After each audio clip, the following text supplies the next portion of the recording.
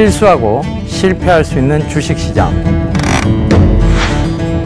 중요한 건 손실을 만회할 기회를 놓쳐선 안 됩니다. 지피지기면 백전불태. 주식시장은 배워야 이길 수 있습니다. 주식시장에서 살아남는 방법, 예병군의 예각병법에서 밝혀드립니다.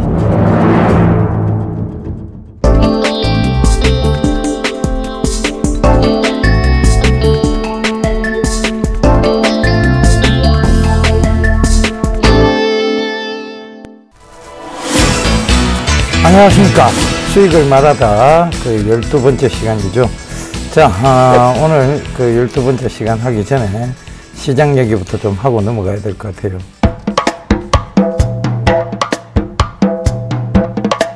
자, 힘 너무 많이 빠집니다. 그죠? 말할 힘도 없습니다. 목도 쉬었는데요. 자, 기관들에게 엄중한 경고의 조치를 좀 해야 되는 거 아니냐라는 생각까지 들게 만드는 장이었습니다. 결과적으로 거래대금이 너무 없다 보니까 기관들이 지금 사고 팔고 하면서 수수료 챙기기에 급급하고 있다는 것이 역력하게 보인 장이었습니다.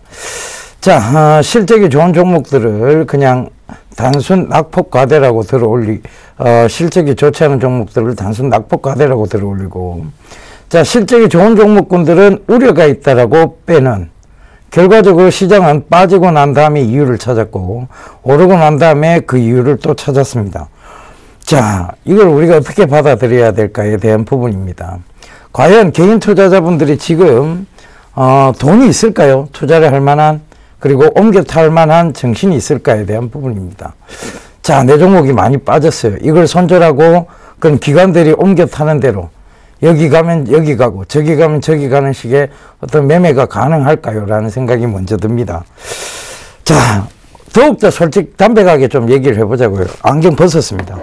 안경 벗었는데 솔직하게 얘기해 보자고요. 과연 여기서 기관들을 따라다니는 것이 정답이냐에 대한 부분입니다.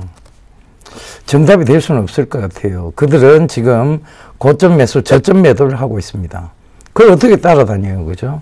내 돈 손해보겠다고 작정을 하지 않은 다음이야 따라다닐 수 없는 장입니다. 자, 힘든 장이죠. 여러분들 무엇보다 힘들다는 거 알고 있습니다.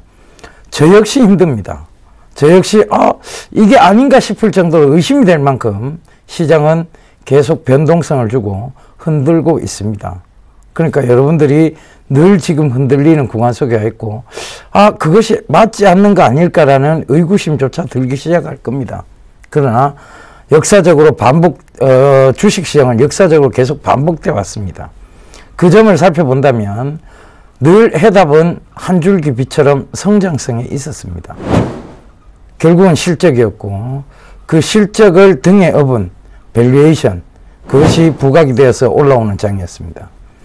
이번에도 어김없이 그런 장이 될 것이라고 저는 확신을 하고 있습니다. 그래서 시장의 흔들림 속에서 여러분들께서 한 줄기 빛, 그 빛을 꼭 찾아가시기를 당부드리면서 오늘 수익을 말하다 12번째 강좌 시작하도록 하겠습니다. 자, 결과적으로 시장에 대한 부분들 너무나 어이없습니다. 그죠? 금일 같은 경우에 삼성전자, 현대차, 포스코 이런 대형 종목군들을 좀 끌어올리면서 거의 대다수의 종목들을 죽여놨습니다.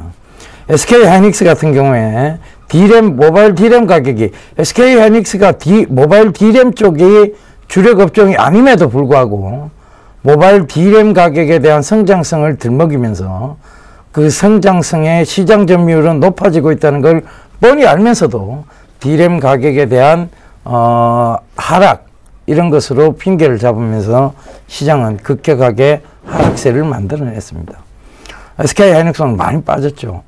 속이 좀 상했습니다, 사실. 그런데 결과적으로 내가 수익 확정을 못했기 때문에 수익이 아니었고, 손실 확정을 안 했기 때문에 손절이 아니었습니다. 그럼 지금 장기 성장성으로 봤을 때 SK하이닉스 같은 경우에 시장 점유율이 계속 높아지고 있고, 특히 중국 시장에서의 모바일 D램의 인기도는 계속해서 이어지고 있다고 보면 될 것 같습니다. 진입 장벽이 낮지 않은 곳이죠. 그러니까 진입장벽이 높다는 얘기입니다. 그렇다는 것은 중국인들이 쉽게 저가 매수세로 공략할 우려는 떨어진다는 얘기입니다. 그렇다면 모바일 DRAM 가격은 어느 정도의 가격선은 유지가 된다라고도 봐야 되겠죠. 이걸 역으로 해석하는 능력 꼭 필요하다는 거 다시 한번 당부드리겠고요. 자, 코스닥 오늘 심하게 뺐습니다. 10.75포인트. 약 2% 가까이 뺐는데 결과적으로 보겠습니다. 또 이 선이에요. 530선이죠. 이 저가대를 늘 지금 스트레스 테스트를 하고 있는 거예요. 자, 2014년도 들어와서 이 530선이 강력한 지지대, 저항대였습니다. 그걸 뚫고 내려왔고, 그걸 지지대로 만들었다가 이걸 다시 무너뜨렸죠. 그리고 나서 쉽게 올랐습니다만, 결국은 이걸 지지대로 계속 만들어 나가고 있다는 거. 결과적으로 이 지지대는 이 가격대가 오면 매력이 생긴다는 얘기고, 지금의 코스닥의 실적으로 본다면 이 밸류에이션은 저평가되어 있다는 것이 명확한 구간대가 530대라는 얘기입니다. 그렇다는 것은 지금 여러분들이 걱정하는 것보다는 지금 여전히 사 모으시는 전략이 맞다는 거. 여러분, 제가 늘 강조드렸던 부분입니다. 성장성 있는 종목은 올라도 사고 떨어져도 사고 또 올라도 사고 떨어져도 사고를 반복하다 보면 수량으로 승부해야 되고, 그 수량이 결국은 집중 투자가 결국은 여러분들의 한 해에서 큰 수익률을 장담해 들어간다는 얘기까지도 드렸습니다. 답은 성장성에 있습니다. 그 성장성에서 해답을 찾으십시오. 자, 오늘 시장에 대해서 불마켓, 베어마켓 나눠서 정리 안 해드리겠습니다. 굳이 할 필요 없습니다. 지금은 떨어지는 시장이 아닙니다. 근데 왜 빼느냐에 대한 부분입니다. 돈이 없다는 것이죠.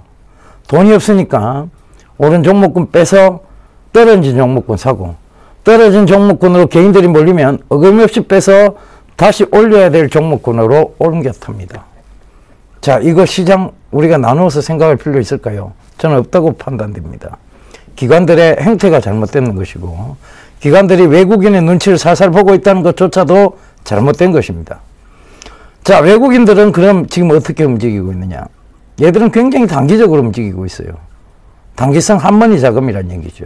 결과적으로는 선물의 방향성을 정해놓고 위로 들어올렸다가 밑으로 뺐다를 반복하면서 그들은 선물에서 막대한 이익을 거두면서 현물을 가지고 놀고 있습니다.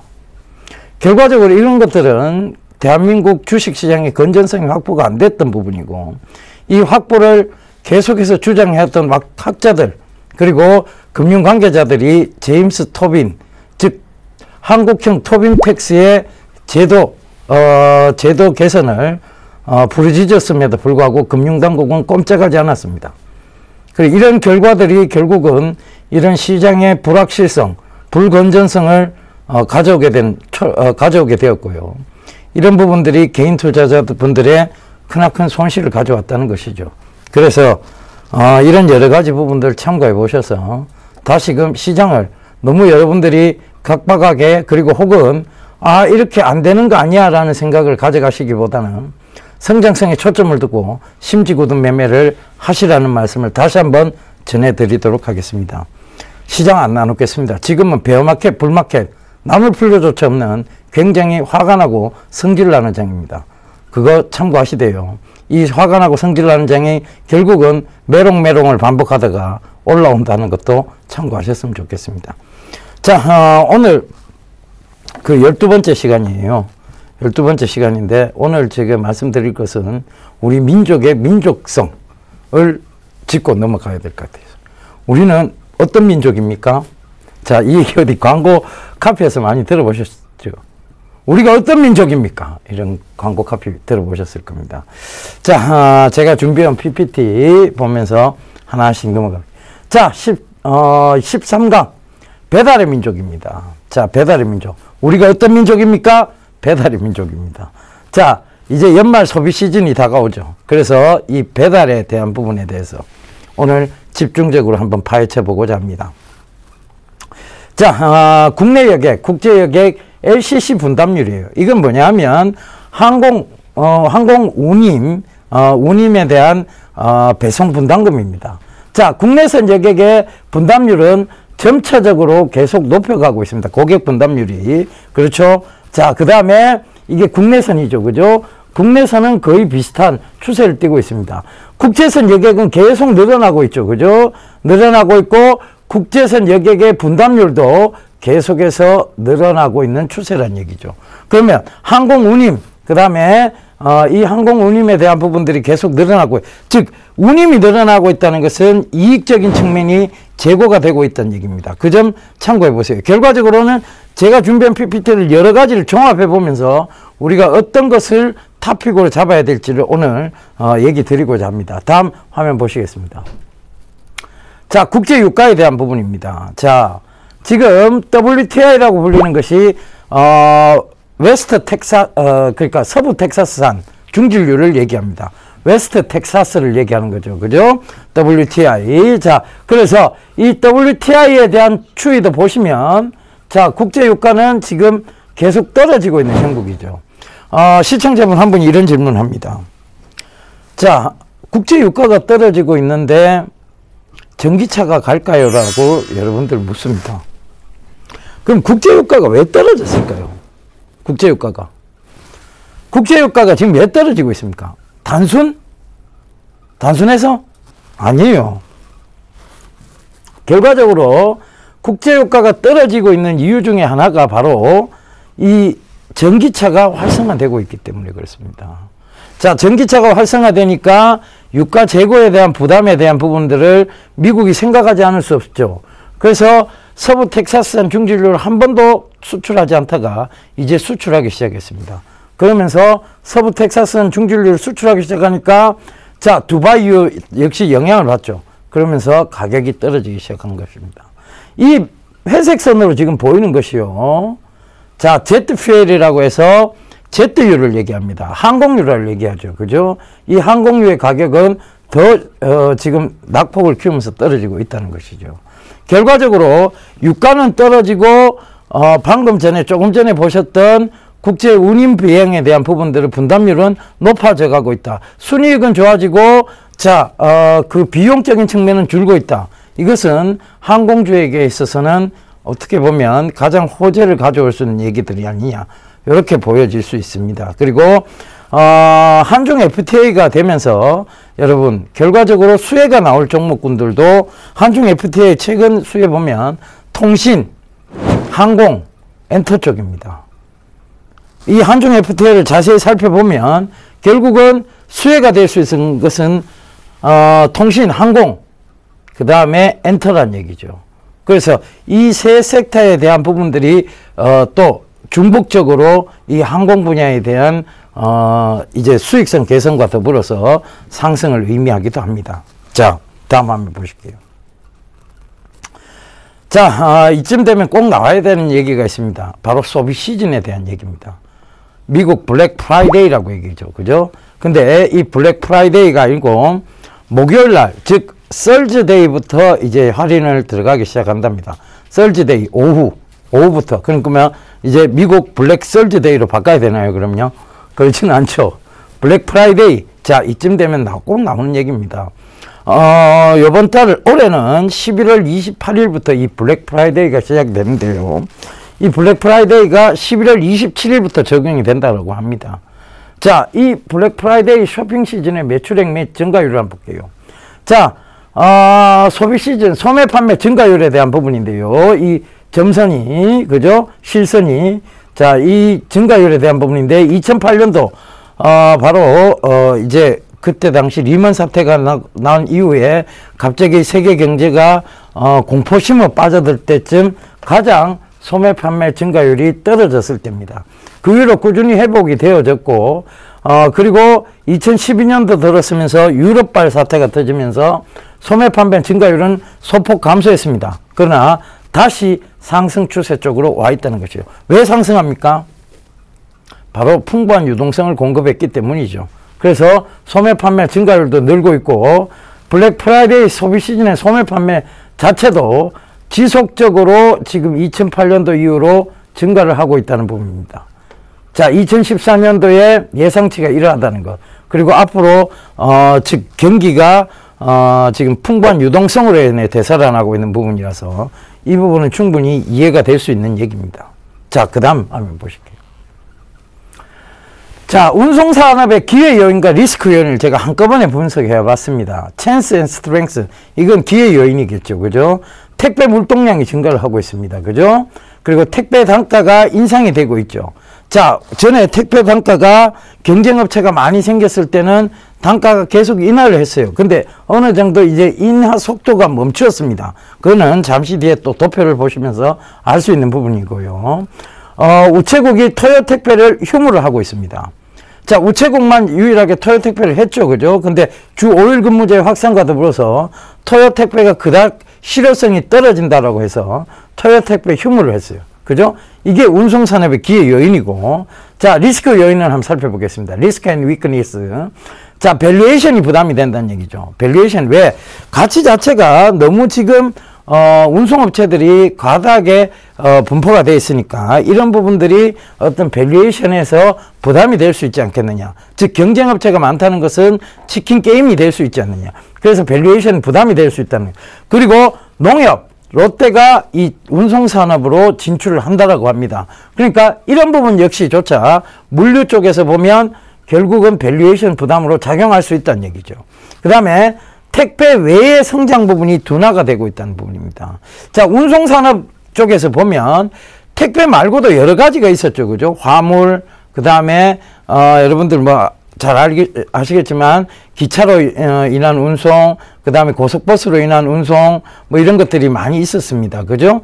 그런데 그 택배가 굉장히 활발해지면서 나머지 운송산업의 성장이 둔화가 되고 있다는 거예요. 그래서 이게 리스크 요인이지만 결과적으로 지금 택배 물동량이 증가를 하고 있다는 것, 그래서 찬스 쪽으로 더 많이 가고 있다는 얘기죠. 그래서 그 부분도 참고를 해보셔야 될 것 같아요. 자, 다음 화면 보실게요. 자, 전자상거래 규모가 늘어나고 있습니다. 계속 늘어나고 있는 거 보이시죠? 그죠? 자, 2013년도 1사분기까지 계속 늘어나고 있어요. 전자상거래 규모입니다. 그 다음에 온라인 쇼핑몰의 거래액입니다. 거래 대금 자체가 굉장히 늘어나고 있어요. 자, 이 얘기는 뭐냐면 이제 눈으로 어떤 물건을 확인해서 그 물건을 구매하던 시절이 이제 점점 없어지고 있다는 얘기입니다. 눈으로, 손으로 만져보는 물건.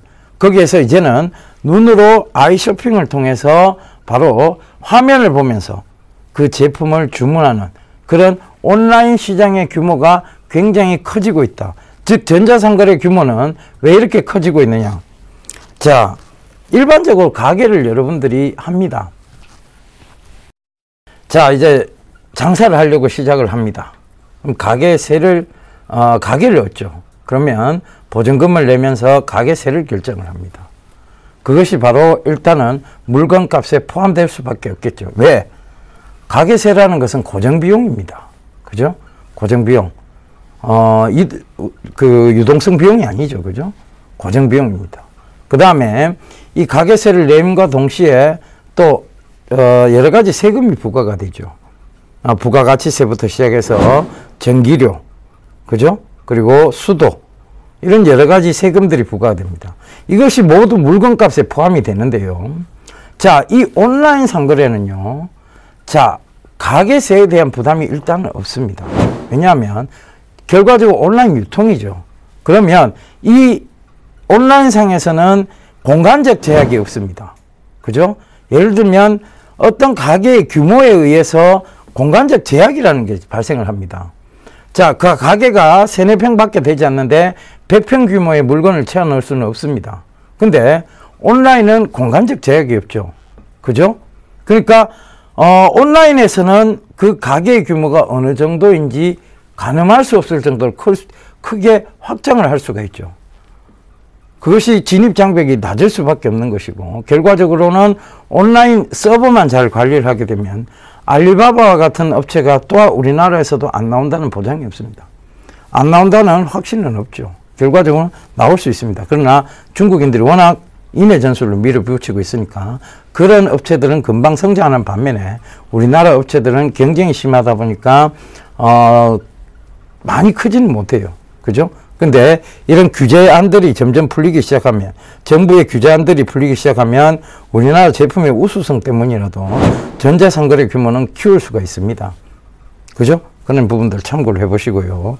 결국은 우리가 더 훨씬 앞서서 훌륭한 전자상거래에 대한 기준들을 잡고 있었는데 왜 중국에게 시장을 뺏겼느냐. 첫 번째, 그들의 인구수가 많답니다. 두 번째, 바로 우리는 규제가 심했지만 그들은 규제의 폭을 대폭 개선시켰다는 것. 결과적으로 규제를 하지 않으면 많은 사람들이 문제는 발생할 수 있습니다만 유저들을 많이 확보할 수 있다는 점도 참고를 해보셨으면 좋겠습니다. 결제는 결국은 카드로 하는 것이죠. 근데 회원 가입에서부터 규제가 있기 시작하면 그 사이트는 판매에 대해서 일단 첫 번째부터 지고 들어가는 것입니다. 그죠? 그래서 우리나라 업체들이 먼저 선점했음에도 불구하고 뒤처지고 있다는 것이 이 정부의 규제 방안들이 많이 나왔기 때문에 못내 안타까운 현실이라고 보시면 될 것 같습니다. 자, 그래서 이건 뭐 잠시 얘기가 샜는데요. 그래서 정부들은 정부의 정책 관계자들은 이런 규제를 자꾸 없애야 돼요. 사실은 이 규제가 결국은 산업의 성장을 막고 있는 것입니다. 자, 자동차 쪽에서도 마찬가지예요. 튜닝 문화에 대한 규제를 워낙 강화시켜 놓다 보니까 자동차 산업의 발전을 굉장히 더디게 가져왔습니다. 이탈리아나 그 다음에 프랑스 이런 데 보면 여러분들 꼭 수제 자동차에 대한 얘기가 나옵니다. 수제 햄버거 아니고요. 갑자기 수제 햄버거 얘기하니 배가 고파지네요. 자, 수제 햄버거 얘기 아니고 수제 자동차에 대한 얘기도 나옵니다. 처음 수제 자동차를 이탈리아에서 생산했던 게 뭐냐? 바로 여러분들 람보르기니, 페라리 등 세계 유수의 차들입니다. 자, 이 차들은 지금 세계적으로 굉장히 큰 고가의 금액대를 유지하면서 팔려나가고 있어요. 수제 자동차죠. 근데 우리나라는 이 수제 자동차를 처음 시작했던 어울림 네트워크스가 결국은 어울림 관계 쪽에서 상장 폐지가 나왔죠. 규제를 너무 많이 했어요. 그죠? 배출가스 규제, 온갖 갖가지 규제가 있습니다. 그죠? 마력수 제한 규제, 뭐 이런 갖가지 규제들로 인해서 결국은 스피라라는 그 수제 자동차, 물론 초기의 수제 자동차 형태죠. 그것이 결국은 빛을 발하지도 못하고 꺼져버렸습니다. 자, 왜 그랬을까요? 결국은 규제 때문이었을 거예요. 그죠? 그래서 이런 규제들은 대한민국의 성장 산업 성장의 발판들을 자꾸 죽여나가고 있다는 거 정부는 분명히 알아야 될 것 같습니다. 자, 그래서 이런 전자상거래 쪽 이런 것들이 지금 계속 커지고 있는데 결국은 중국에게 뺏겼는 거예요. 우리가 훨씬 더 전자상거래에서 더 나은 시스템이 많이 있었습니다. 11번가, 그죠? 그 다음에 GS 리테일, GS 홈쇼핑, 그리고 뭐 이런 전자상거래, 온라인 상거래에 대한 규모들이 굉장히 커났어요. 근데 전부 결국은 규제 때문에 결국은 키우지 못했다는 것입니다. 그렇다고 제품이 나빴습니까? 아니죠. 아닌데 결국은 크지도 못했어요. 외국인들이 들어와서 쇼핑을 할 수 없게끔 만들어 놔버렸습니다. 그죠?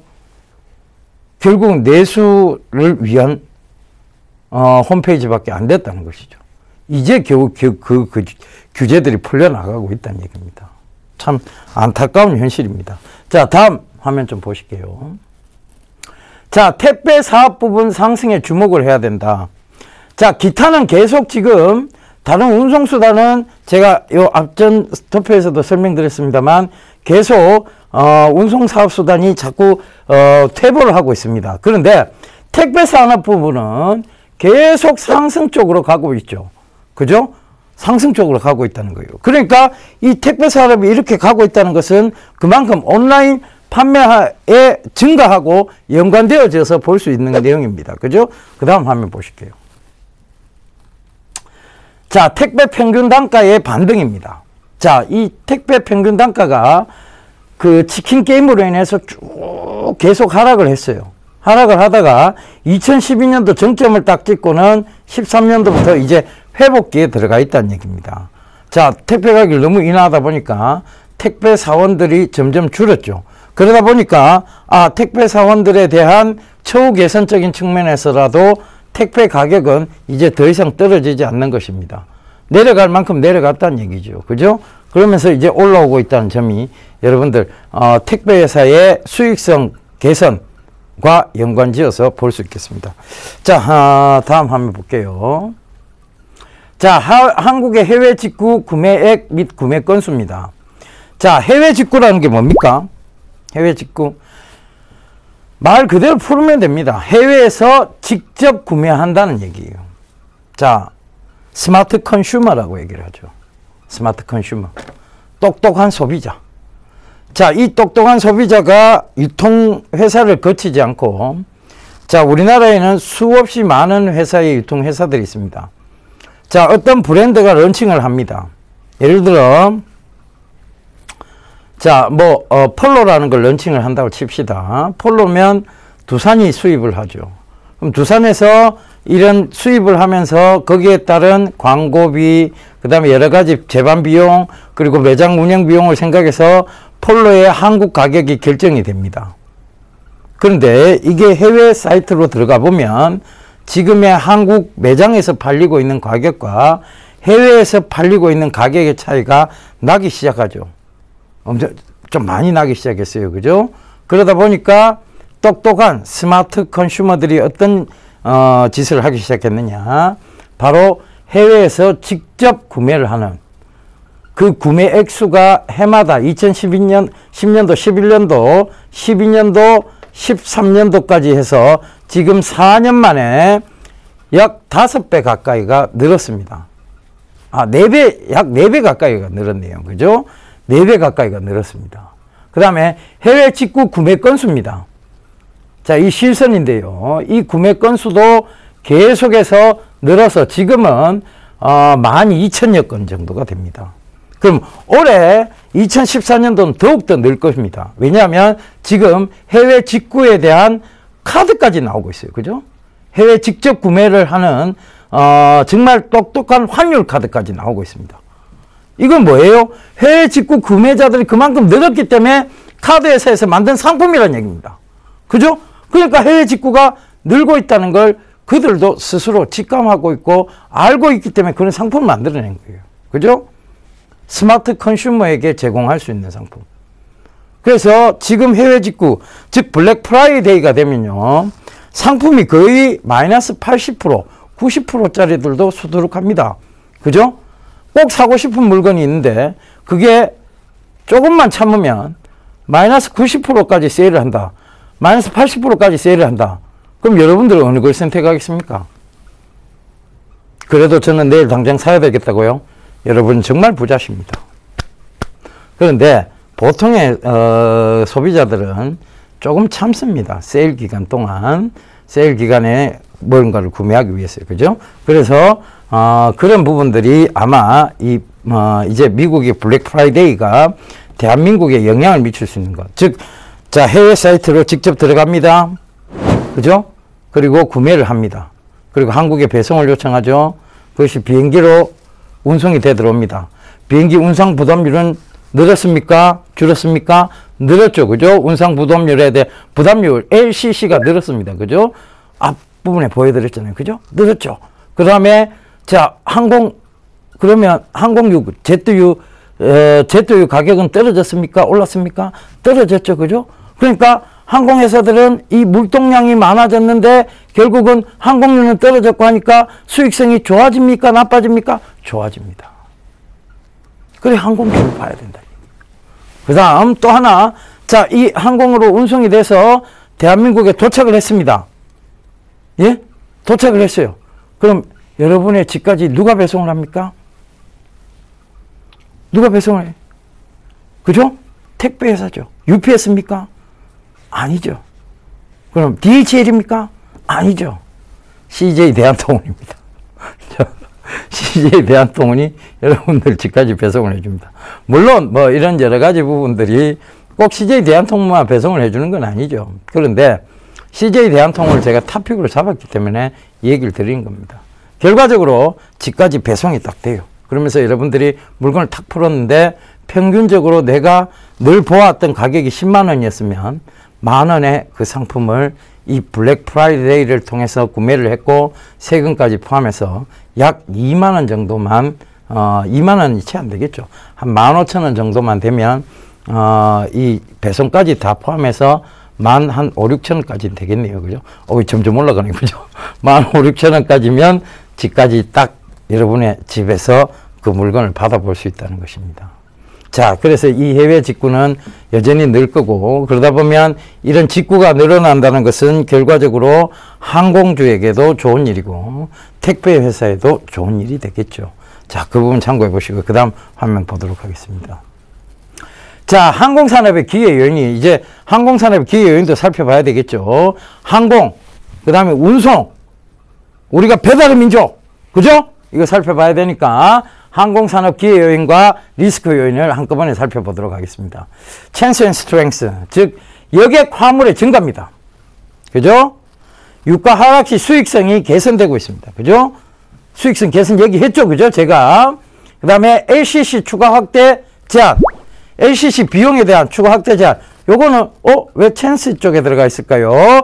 추가 확대에 대한 제한이지만 추가는 가능하다는 얘기니까 Chance and Strength에 대한 얘기로 들어가 있는 겁니다. 그죠? 그 다음에 Risk and Weakness, 즉 리스크 요인입니다. 외항사 LCC 시장 침투, 외국 항공사라는 얘기죠. 그죠? 외항사가 LCC 시장, 즉 운송 시장까지 침투를 해 들어오고 있다는 얘기예요. 그죠? 자, 유가 상승 시 수익성이 악화될 수 있다. 유가가 여기서 계속 더 떨어지겠느냐? 올라가 버리면 어떡할래? 유가가 갑자기 뭐 하루아침에 올라갈 일이 크게 있을까요? 중동에서 전쟁이 발생하지 않는 한? 자, 없다라고 저는 보여집니다.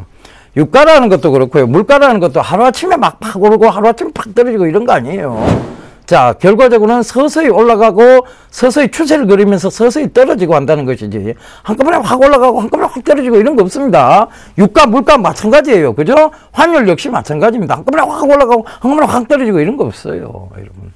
그걸 자꾸 여러분들이 주식시장과 비교하니까 5% 빠졌다. 유가가 5% 빠지면 난리 나죠. 유가가 5% 올라가면 난리 납니다. 그죠? 하루 만에. 세계 뭐 거의 전쟁 발발 수준이에요. 그죠? 그런 경우 없습니다, 여러분. 예, 그러니까 그 점 참고하시고요. 자, 이자 비용에 대한 부담이 발생하지 않느냐. 자, 항공산업 리스크 요인의 이자 비용, 이 얘기는 왜 나왔는지 모르겠습니다만, 결과적으로 항공산업이라는 것이 이제 비행기를 전체적으로 보면 빌려서 혹은 대출을 끼고 하다 보니까 이 이자 비용에 대한 부담. 근데 금리가 지금 낮습니까? 높습니까? 금리 터무니없이 낮죠. 그죠? 거의 제로 금리에 가까운 지금 수준을 보이고 있어요. 그죠? 그러면 이 이자 비용 부담 크게 없다고 보셔야 됩니다. 그런데 이걸 가지고 이 리스크 요인으로 잡아가면 안 되겠죠. 그래서 그 부분도 참고해 보시고요. 자, 그래서 저는 이 항공 운송 산업에 대한 부분들이 아직 단기적으로 봤을 때도 희망적입니다만, 이 소비 시즌에 여러분들이 한 줄기 빛을 찾을 수 있는 성장성이 아닌가, 그렇게 해서 들고 나와봤습니다. 그 토픽으로 우리가 잡을 수 있는 것들을 한번 보자고요. 자, 그러면 대한항공부터 볼게요. 대한항공. 제트유가 떨어졌어요. 그죠? 제트유 가격이 떨어졌습니다. 항공유 가격이 떨어졌어요. 그러면 이 항공유 가격이 떨어졌다는 것이 결국은 이 회사의 수익성 악화입니까? 개선입니까? 수익성 개선이죠. 그래서 지금 장기적으로 최근에 보면 저항대였던 이 선을 뚫어냈어요. 뭐? 국제 유가 때문에. 자, 그죠? 그리고 또 뭐? LCC 분담이 점점 늘어나고 있다는 것 때문에 결국은 이 장기 박스권을 뚫어냈다는 얘기입니다. 이거 호재예요. 그죠? 수익성도 개선이 되고 있어요. 그죠? 국제 유가도 떨어졌고, 특히 제트유 많이 떨어졌고, 대한항공의 그 다음에 운송 비용도 올라갔고, 그죠? 호재예요. 그래서 이 장기 박스권을 뚫어냈어요. 그러면 이 박스권을 뚫어냈다는 것은 결국은 이게 지지대가 될 확률이 높습니까? 낮습니까? 지지대가 될 확률이 높다는 얘기죠. 그래서 저는 여러분들이 지금 오늘 금일 한 2% 빠졌습니다. 45,550원이 종가인데요. 이게 월요일이에요. 월요일 종가입니다. 그런데 이게 조금만 더 조정 들어와서 40,000원을 살짝 깨고 내려온다면 이거는 매수 찬스다. 즉 찬스 앤 스트렝스다. 즉 기회 요인이다. 이렇게 보시면 될 것 같습니다. 자, 그 다음 아시아나항공 볼게요. 자, 언제까지? 이 기회에는 언제까지 작용한다? 소비 시즌. 연말 소비 시즌. 연말 보너스들이 많이 나오는 달이 12월 달입니다. 성과급이라고 흔히들 얘기하죠. 성과가 없었는 모양입니다. 서울경제TV가. 그죠? 아닌데, 자, 성과 있었습니다. 그죠? 성과급 이번엔 반드시 나올 것이라고 저는 생각을 합니다. 아마 주실 거예요. 예. 주시리라 확실합니다. 자, 그래서 그 성과급이 나오면서 연말 소비 시즌이 다가온다는 것이죠. 그래서 보통은 우리가 그걸 뭐라 부릅니까? 산타랠리라고 부릅니다. 이제 산타랠리 언급할 때쯤이 됐죠. 블랙 프라이데이와 더불어서 산타랠리 언급할 때쯤이 됐습니다. 연말에 미리 나올 돈을 계산해서 쓰기 시작합니다. 그죠? 근데 다 주문 다 해놓고 다 썼는데 막상 안 나옵니다.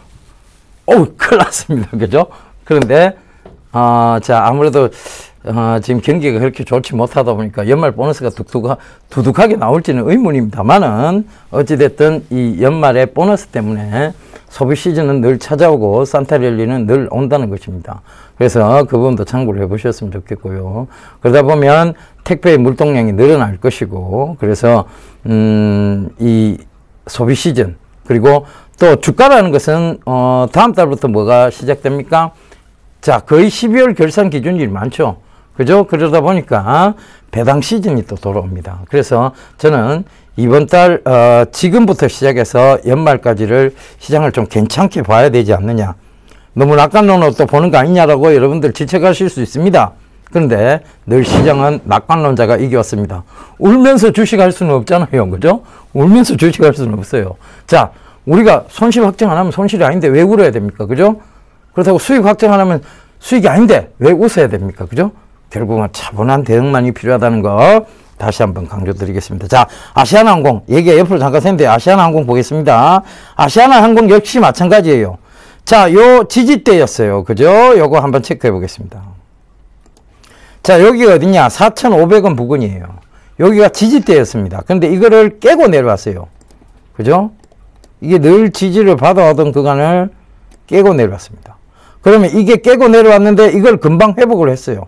그럼 이 지지대를 자, 명확히 해놓으면 박스권 상단인 여기까지는 쉽게 올라온다는 얘기겠죠. 어디입니까? 5,200원까지예요.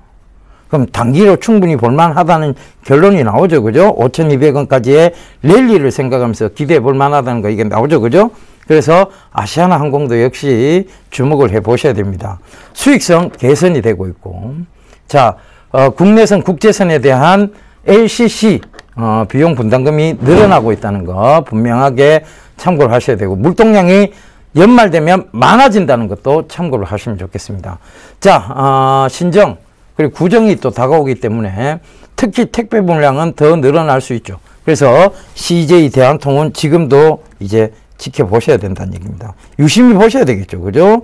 그래서 CJ 대한통운부터 일단 좀 보고 가도록 하겠습니다. CJ 대한통운. 자, 이거 한번 볼게요. 자, 주가 너무 예쁘게 잘 올라왔습니다. 그런데 최근에 조정이 들어왔고 이 조정의 폭을 딱 견디면서 올라왔는데 요거 싹 보면 주봉상 중심선이 되는 22평 위에 지금 12평을 지지시켜가면서 올라오고 있다는 얘기죠. 그러면 지금 여기서 조금 조정이 들어온다 할지라도 18만 한 5천원대의 조정입니다. 큰 폭 차이 아니죠. 그죠? 큰 차이 아닙니다. 그렇다면 지금 구간에서 여러분들 충분히 여기서 조금 살짝 조정만 들어와 준다면 충분히 매수해도 이 신고가인 21만 9천원은 쉽게 뚫고 올라오리라고 보여집니다. 그래서 자, 너무 고점에서 지금 들고 가는 거 아니냐라는 생각하실지 모르겠지만 장기적으로 보겠습니다. 자, 장기적으로 이 고점대 영역인 12만 5천원을 돌파했어요. 그러면 여기서 딱 일단은 12만 5천원에서 한 번쯤 조정이 들어오면 주가 연속성 속도 이론이 지금 계속 이어지고 있는 상황이에요. 그러면 자, 요거 12만 5천원대. 그러니까 즉 25만 원대까지 거의 100% 상승률입니다. 그죠?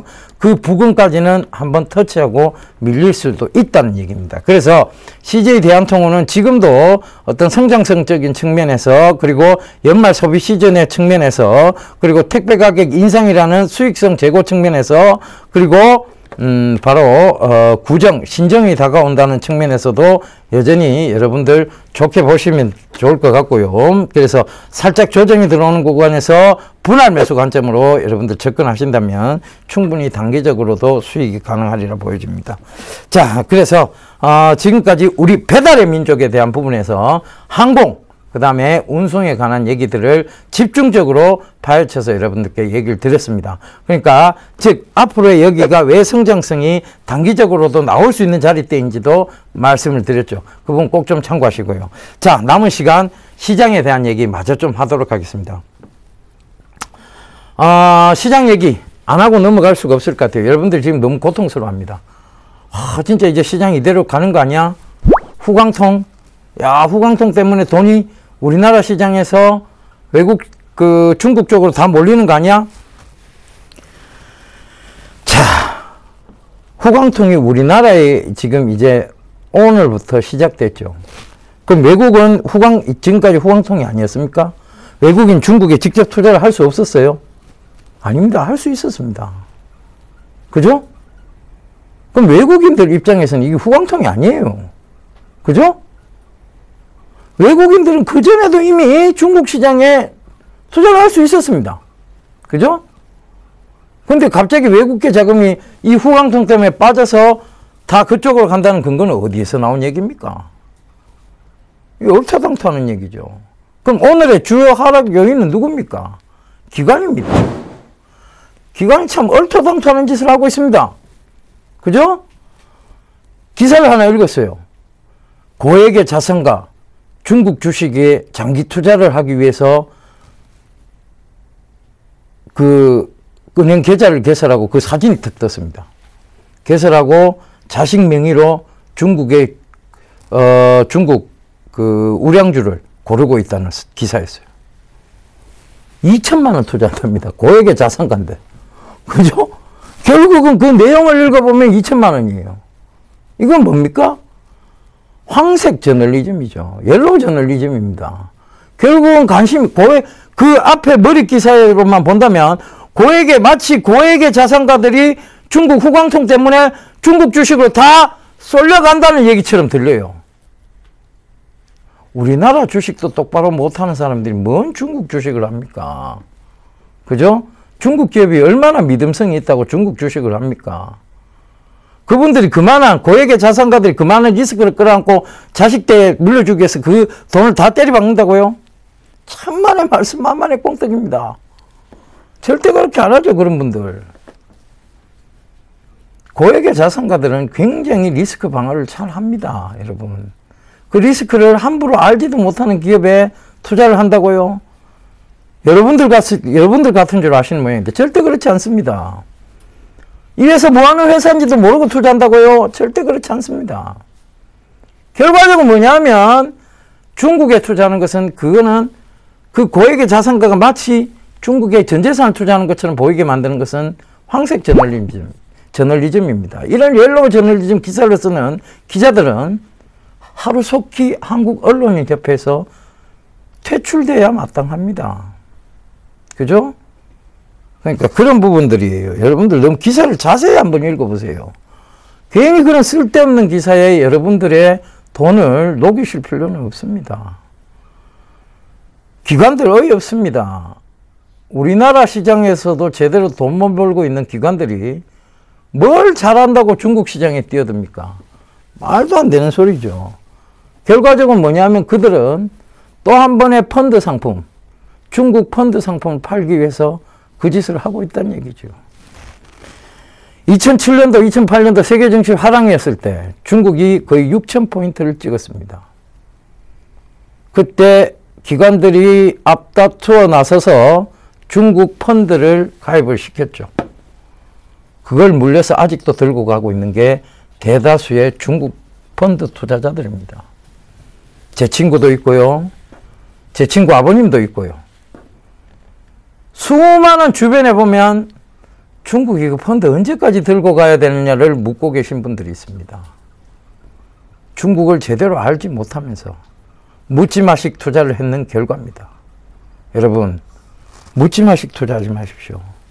제가 한 줄기 희망이고 이것이 결국은 여러분들에게 수익을 준다라고 늘 얘기하면서 늘 맞아왔던 이론이 성장성입니다. 그 성장성을 중국에서 어떻게 파악을 할 건데요? 어떤 식으로 파악을 하실 건데요? 차트로요? 너무 막연하시죠? 중국 기업에 직접 가보시겠다고요? 얼마를 투자하시길래요? 그죠? 이거 불가능한 얘기입니다. 중국 기업에 함부로 투자하셔서 또다시 한번 큰 슬픔이나 눈물을 겪으시는 것보다는 차라리 중국에 투자하실 거면 중국 펀드에 투자하십시오. 펀드가 다 망하게 만들지는 않습니다. 그러나 중국 주식은 잘못 투자하시면 그들의 기업 재무제표가 혹시나 잘못된 재무제표였으면 여러분들은 전 재산을 잃을 수도 있습니다. 중국 고섬이 그랬고요. 우리나라에 상장된 중국 주식들 참 어이없이 많이 상장 폐지됐습니다. 그들이 뭘 속였습니까? 가짜 계란 팔아먹듯이, 멜라닌 분유 팔아먹듯이 결국은 그들은 그들 회사의 재무제표를 속였습니다. 그걸 우리가 알 수 있는 방법이 있었습니까? 몰랐습니다. 그럼 지금도 그 중국 기업이 한국 내 상장되어 있는 기업들은 차이나 디스카운트 때문에 시달렸습니다. 불신 때문이죠. 그런데 이제 그들이 좀 올라오는 이유는 그 불신의 벽을 뛰어넘기 위해서 감사법인을 한국에 있는 회계법인으로 바꿨습니다. 그런 회사도 모자라서 이제 중국 아무것도 모르는 재무제표를 확인조차 제대로 할 수 없는 중국 기업에 투자를 하시겠다. 정말 돈을 갖다 버리는 행위죠. 지금이라도 늦지 않았습니다. 제가 우리 집 주소를 가르쳐 드릴 테니까 그쪽에다 돈을 버리고 가시면 됩니다. 제가 늘 말씀드렸죠. 돈을 버리기는 가장 쉬운 방법은 우리 집 앞에 갖다 버리시면 됩니다. 자, 이 얘기 전해드리면서 저는 이만 물러가고요. 다음 주에 또 다른 좋은 여러분들께서 투자하실 만한 좋은 또 섹터를 들고 여러분들을 찾아뵙도록 하겠습니다. 자, 시장 불안하고 힘들고 괴로운 건 모두 마찬가지입니다. 그러나 그것이 언젠간 그 성장성을 믿고 간다면 기쁨과 환희로 가득 찰 수 있을 것이라고 저는 여러분들께 다시 한번 확신을 심어드리는 바입니다. 여러분들 편안한 밤 보내시고요. 다음 주 다시 인사드리도록 하겠습니다. 감사합니다. 예병군이었습니다.